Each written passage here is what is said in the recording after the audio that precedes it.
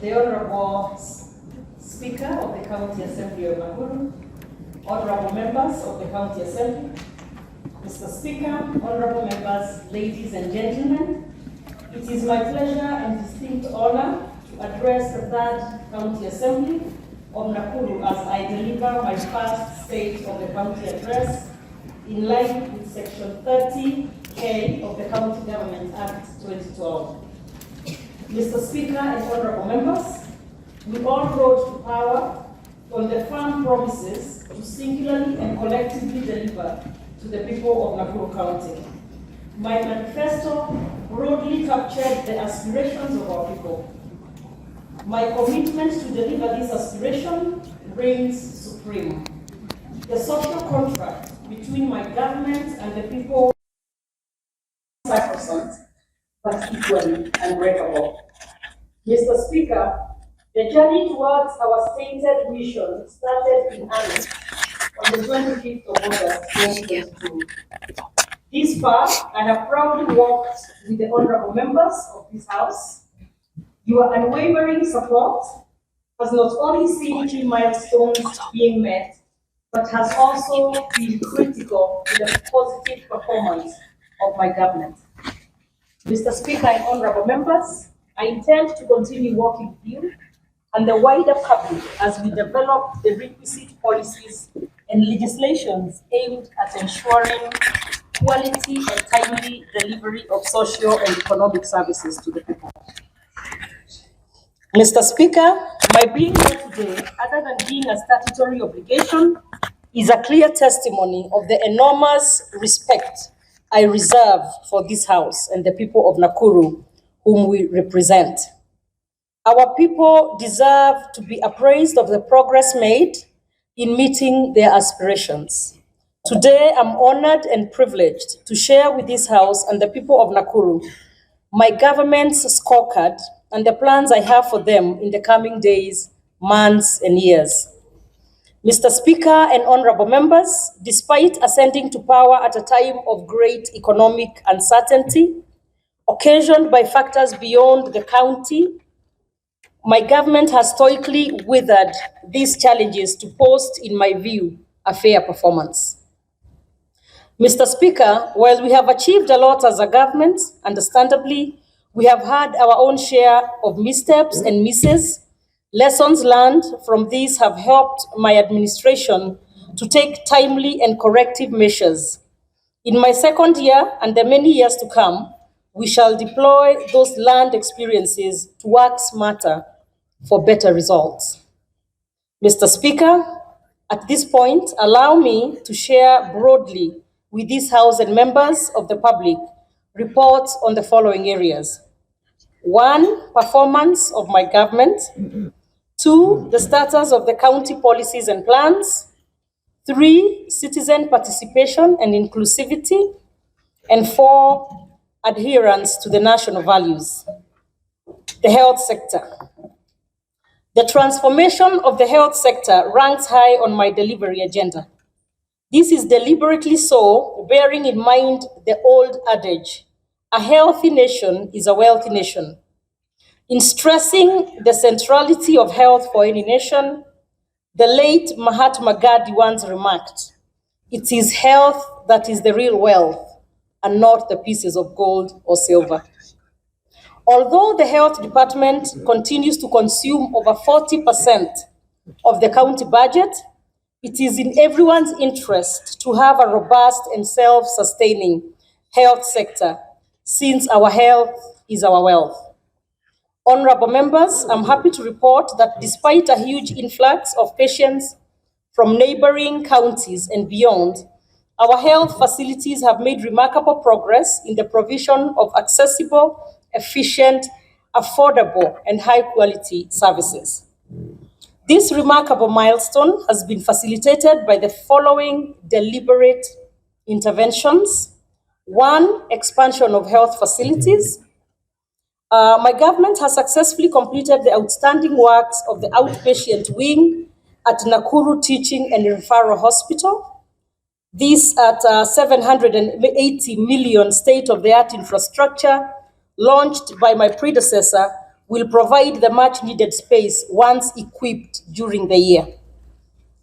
Additionally, my government has taken over the completed Naivasha outpatient facility constructed by partners at a cost of 331 million, refurbished Kabazi Level 4 Hospital at a cost of 15.5 million, and installed a 6 million X-ray machine at Bahati Sub-County Hospital. Other facilities under construction across the county include Langalanga, Gilgil, Molo, Maimahio, and Elbagon Sub-County hospitals and health centers and dispensaries spread across the county. Mr. Speaker, we managed to purchase other assorted hospital equipment for all level 2s and 3 hospitals and a few level 4 hospitals across the county. The human resource factor is a critical enabler of our health services. To this end, I have taken deliberate efforts to oversee a motivated workforce. This is being achieved through promotions, training, and engagement of health workers. Honorable members, in December 2023, I launched the Community Health Promoters Program with 3,190 health promoters on a monthly stipend. The number has now grown to 3,306 with an increased stipend of 2,500, and this is expected to raise to 5,000 per month once the Health Ministry releases its share of the contribution. Regarding the other categories of health workers, we have confirmed 187 contractual staff members to permanent and pensionable status. During the same period, we promoted 662 health professionals to higher job positions. Further, we have, with the support of our development partners, provided diverse trainings to our health workers and promoters. To ensure an uninterrupted supply of drugs and other health products, we have developed a good working relationship with our key supplier, like Kenya Medical Supplies Agency, KEMSA. Honorable members, I'm happy to report that my government has procured diverse health products amounting to 430,300,000 shillings in the financial year 2020-2023. Higher allocations should be prioritized in the coming budget cycles. On Speaker, since the provision of health services is a global collective responsibility, we have brought on board additional partners from within and without. Other than USAID and the World Vision, we have established partnerships with close to 60 organizations, all involved in various health programs.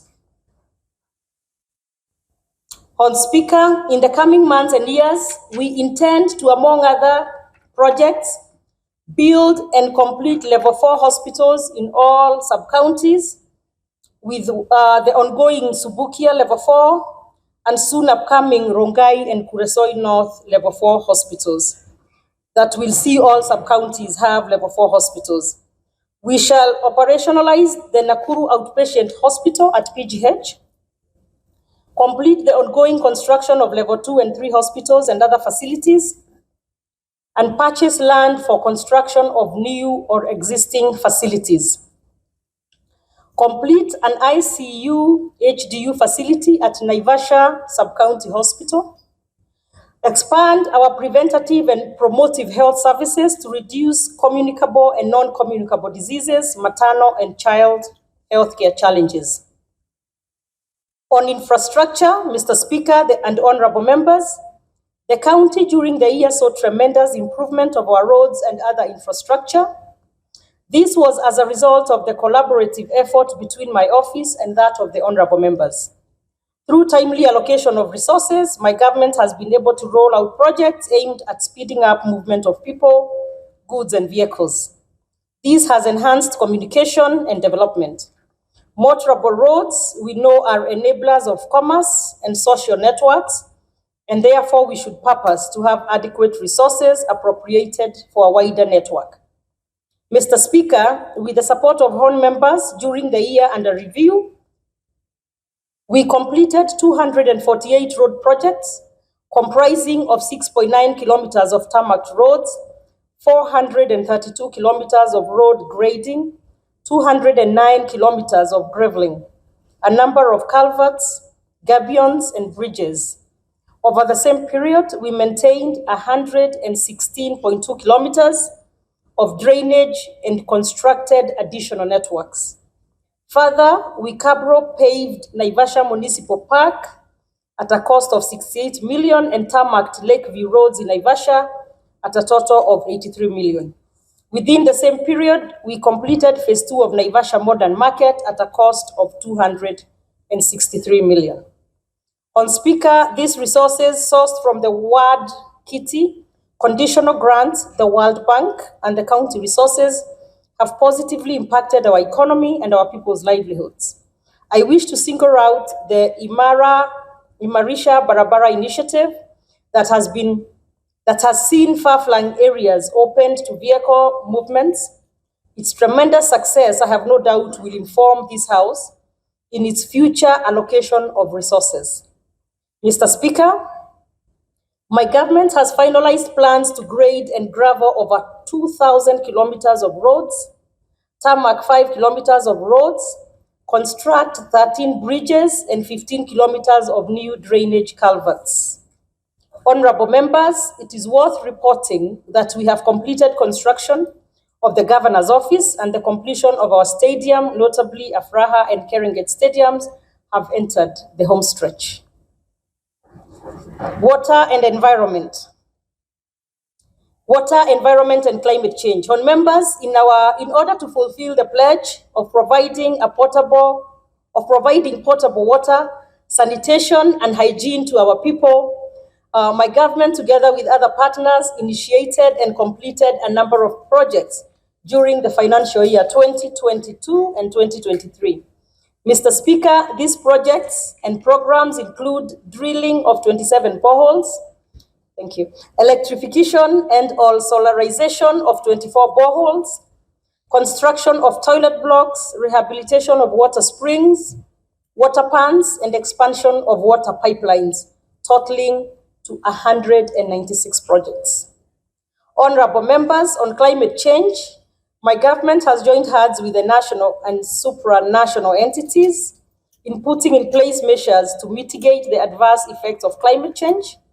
Some of the interventions in place include the development of Nakuru County Climate Action Plan 2023. The blueprint proposes a plethora of actions and interventions to reduce the impact of climate change. Over the same period, we have set up and trained climate change planning committees in all the 55 wards. Honorable members, through concerted efforts, we have presided over the planting of over 450,000 trees, improved our waste disposal sites, and greening of selected sites, among other notable initiatives. Mr. Speaker, my government has plans to improve the county water and sanitation situation by sinking more boreholes, desilting existing water pans, implementing Lake Nakuru Biodiversity Project that seeks to inject clean water to the current water supply. Land, physical planning, housing, and urban development. Mr. Speaker, I'm aware land is a necessary factor of production. I have for the last 1 year implemented programs aimed at easing application for land development and utilization. I'm delighted to inform this House that we have completed the development of a land management system and an electronic development application system, EDAMS. These systems are designed to increase county revenue and reduce human interface in the approval process. With these systems, our revenue collection is expected to grow significantly. We shall continue to upscale the systems to ensure optimum returns.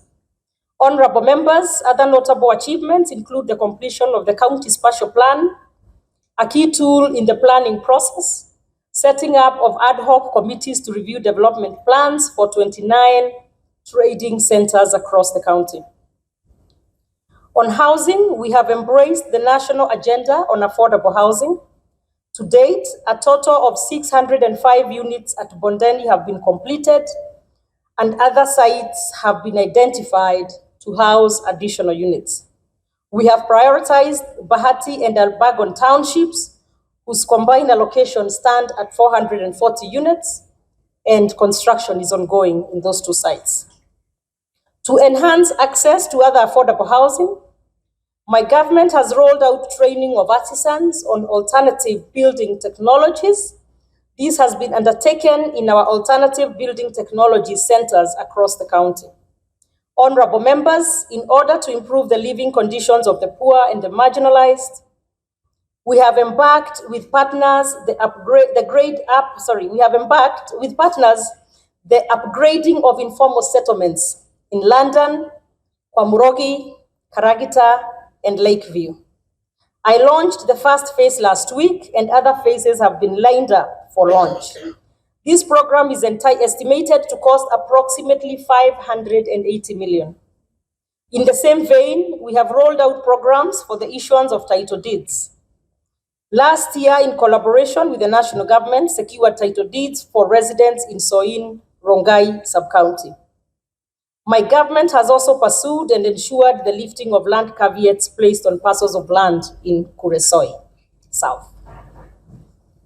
Mr. Speaker, sir, I wish to report that our municipalities have management boards in place, and it is hoped this will catalyze growth and prosperity within our urban centers. I plan through numerous instruments to transfer some of the county functions to the boards, and this will enhance service delivery as we bring services closer to the people. Honorable members, I intend to prioritize the following initiatives in the current financial year and beyond: the development of a housing policy, the passage of a valuation law, the development of county spatial plan, and development of additional affordable units across the county. In education, ICT, and e-government, Mr. Speaker, in recognition of the roles played by early childhood development centers, the ECDs, and vocational training centers in the development of our children and youths, my government has allocated resources towards the development of learning facilities and employment of instructors. During the year, we constructed 35 early childhood classrooms at a cost of 41 million. We equipped various centers with the necessary tools and furniture. We disbursed 141.4 million to vocational training centers situated across the county. In addition to the stated accomplishments, my government, with your support, has disbursed bursaries amounting to 417.1 million to benefit 100,249 students. To upscale our efforts, honorable members, we have lined up a number of programs and initiatives in support of our young population. These efforts include employment of 159 ECD teachers in the current financial year, a launch of the school feeding program with an initial target of 60,571 pupils in 1,014 ECD centers across the county. The initial allocation of Kenya shillings 115 million has since been secured. It is hoped that through this initiative, enrollment in our learning centers will be enhanced. Construction of and equipping of additional learning centers. In youth, sports, gender, and social inclusivity, Mr. Speaker, in my manifesto, I promised to enhance our sporting activities through a number of interventions: development of sporting facilities and identification and nurturing of talents. Honorable members, we have managed to put on track the construction and/or rehabilitation of the following facilities: the Kerenget Sports Complex, Naivasha Sports Ground, and the Afraha Stadium, among others. With the completion of the Afraha Stadium, we are assured of our contribution towards the 2027 Africa Cup of Nations, to be co-hosted by Kenya. This facility is poised to be a shining example in the region and beyond. Mr. Speaker, my government has developed a sports policy and a sports management bill aimed at promoting sports and sports infrastructure. The bill is on the floor of the House, and we are optimistic members will be afforded a good opportunity to scrutinize it. Other policies and bills under consideration include the youth policy and the Nakuru County Youth Engagement Services Bill. Honorable members, as part of our empowerment march, I commissioned a youth empowerment center featuring a digital hub, a Jiri hubs, and a recording studio. The center is now affording our youth the opportunity to develop and hone their skills in the digital space. Mr. Speaker, this House allocated 27.5 million for the procurement and distribution of assorted sporting equipment. I wish to assure members that necessary steps are being taken to bring this into fruition.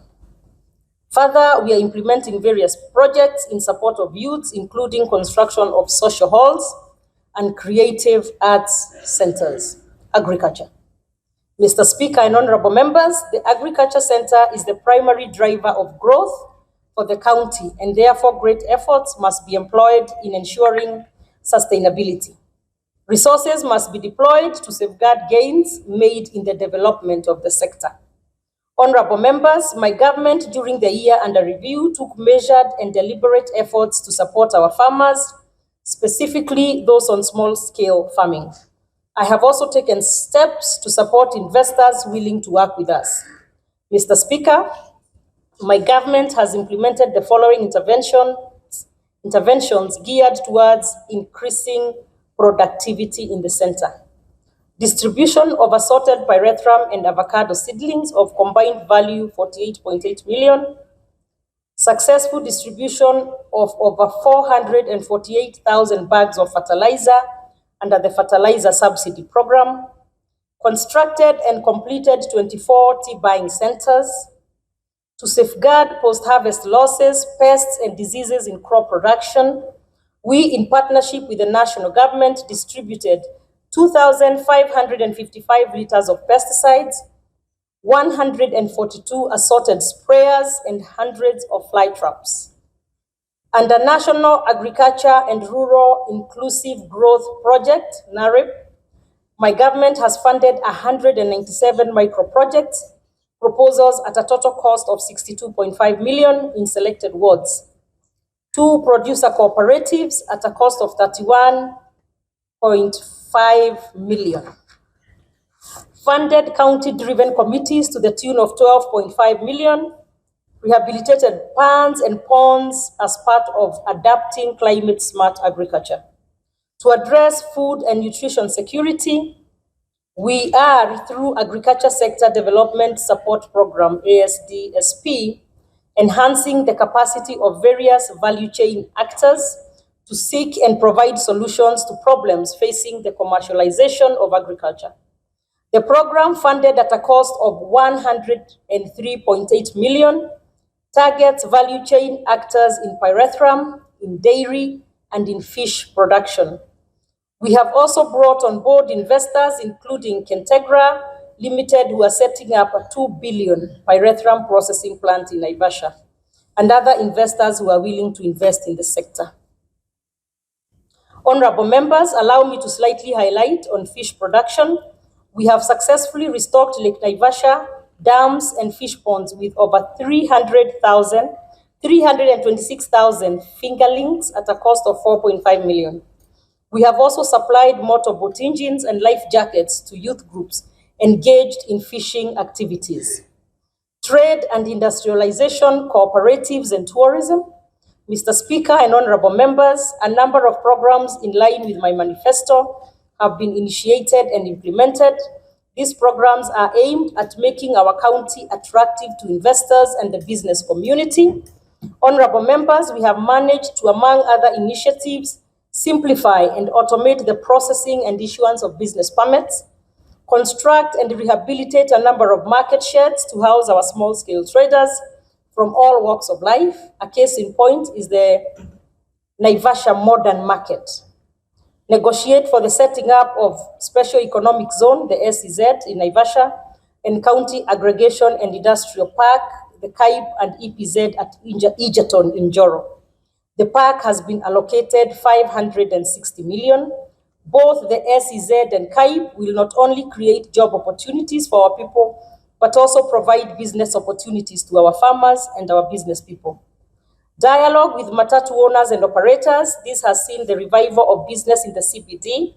It has been a win-win for all actors, including my administration. We have put in place plans to operationalize the county enterprise and cooperative funds. This will enable our cooperative members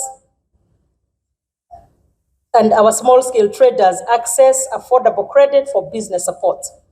Mr. Speaker, we have also made great strides in supporting our cooperatives. During the year, we registered 52 cooperatives, formed and registered Nakuru Coffee Cooperative Union, embarked on the development of a cooperative policy and cooperative bills, and trained and sensitized cooperative members.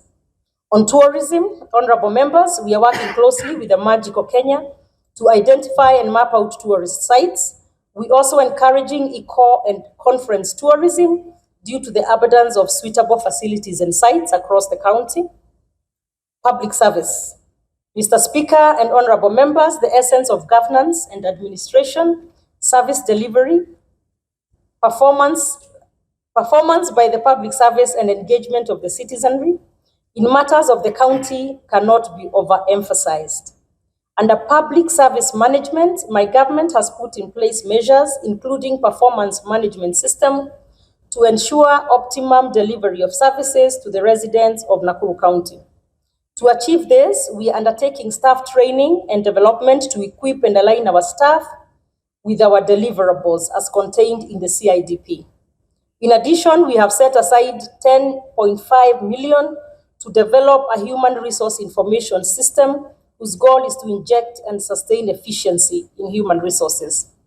We are also improving the work environment of our staff through construction of new offices and refurbishment of existing ones. The Public Service Board saw 1,247 members of staff promoted to higher positions and 446 members of staff confirmed in appointment. Additionally, the board successfully recruited a total of 478 new members of staff, and plans are afoot to recruit more to bridge the existing gaps in our human resource structure. Finance and economic planning. Mr. Speaker and honorable members, allow me to turn my focus on our finance and economic planning department, whose mandate is to monitor, evaluate, and oversee the management of public finances and economic affairs of the county government. It also plays a key support role to other departments, including preparation of financial statements, annual budgets, management of county debt, and mobilization of county financial resources to meet our budget needs. I'm glad to report to this House that during the period under review, the department made tremendous steps towards streamlining the county finance management processes and enhancing collection of our resource revenue through cashless revenue collection. During the year, the department collected revenue amounting to 3.13 billion, representing 87.4% of our revenue target. Oversaw the enactment of the Nakuru County Finance Act 2023 and preparation of the Valuation and Ratings Bill. Through the County Finance Act of 2023, adopted a single licensing regime, Unified Trade Permit, the UTP. This has improved the administration of revenue and reduced the number of service points. Adopted the automated system for submission of service requests, a case in point being the Electronic Development Application Management System, the EDAMS. Adopted an automated system for store management, fuel management, and fleet management, which have since recorded efficiency in expenditure, hence reducing costs. Oversaw solarization of power source, reducing cost incurred in electricity bills. Introduced a cashless system of payment of county levies and fees, such as parking, market fees, cess, and royalties. Reformed revenue management by appointing of a chief officer in charge of revenue administration. divided the county into five revenue zones, and appointed champions to head each revenue stream, prepared key statutory budgeting and planning documents in line with PFM Act and regulations. These are the County Budget Review and Outlook Paper, the County Fiscal Strategy Paper, Sector Reports, Annual Development Plan 2023-24, Annual Progress Report 2021-22, and Quarterly Budget Implementation Review Reports. Finalize the development of the third generation County Integrated Development Plan, that's the CIDP 2023 to 2027. County policies and plans, citizen engagement, and national values. Mr. Speaker, allow me to share some of the policies and plans under consideration. Overall, we are currently developing and improving targeted policies and plans. I strongly believe these policies and plans will help my government to achieve its objective in a structured and defined manner. Honorable members, my government intends to finalize and table in the House a number of policies and plans that are critical in the management of county affairs. Allow me to highlight a few of them. The water and sanitation policy, food and safety policy, Lake Naivasha Fisheries Management Plan, medium-term strategy paper 2024, county fiscal strategy paper 2023, public markets management policy, housing policy, Nakuru climate action plans, county health contingency plan, and the health management policy. Honorable members, the county successfully conducted public consultative meetings through public participation. This ensured participation of our people in key county decisions. Mr. Speaker, members of the public actively participated in the enactment of the county budgets, the approval of the county fiscal strategy paper, in the formulation of the county integrated development plan and annual development plans, and in the formulation of the various bills tabled before this House. This included the Valuation and Finance Bill in 2023. The Department of Public Participation and Citizen Engagement organized more than 74 public engagement activities. Honorable members, the law enjoins the government to consult the electorate in its key decision-making processes. My government will continue engaging the Nakuru residents as required, since all sovereign power belongs to them. Mr. Speaker and honorable members, my government is a believer in the rule of law. To this end, we have pursued our disputes through the laid down dispute resolving mechanisms. Those aggrieved by our actions have been afforded an opportunity to state their complaints. We strengthened our human resource management and advisory committees to enable them adjudicate staff complaints in a fair and non-partisan manner. To enhance government structures, we have ensured all statutory committees charged with urban and health facilities management are in place. I'm happy to report that we are currently in the process of constituting an audit committee as provided by law. Honorable members, in order to enhance transparency and accountability in the management of county affairs, we have developed and deployed codes of conduct for our staff. The County Public Service Board, as part of its mandate, has sensitized over 1,591 staff members on national values and principles. Similarly, procurement of goods and services is as governed by the Public Procurement and Disposal Act. The relevant committees have been trained on procurement processes. Further, the county has been in the forefront in ensuring persons with disability, women and youth have access to county tenders. Honorable members, since I took over, access to opportunities by these vulnerable groups has grown from 5% to 32%. I urge members to embrace this cardinal requirement of the law. Honorable members, during the year, my government facilitated audit processes by the Auditor General and the internal audit teams. We intend to continue offering support since it's the right thing to do. In conclusion, Mr. Speaker and honorable members, I conclude by urging each and every one of us to focus on the work ahead and build on the successes of the past years. Our unity is a confirmed ticket to prosperity. As a people, we all share a common destiny. To the people of Nakuru, I am more than committed in improving our livelihoods through timely and deliberate engagements and interventions. Thank you, Speaker and honorable members. Thank you.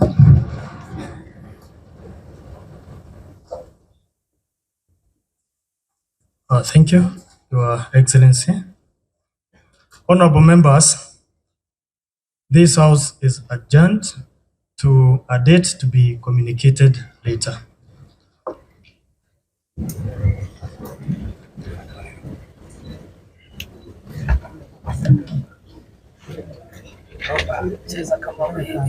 Kila mtu akuja atoe mavitu zake hapa, mtoe mizigo yenu hapa.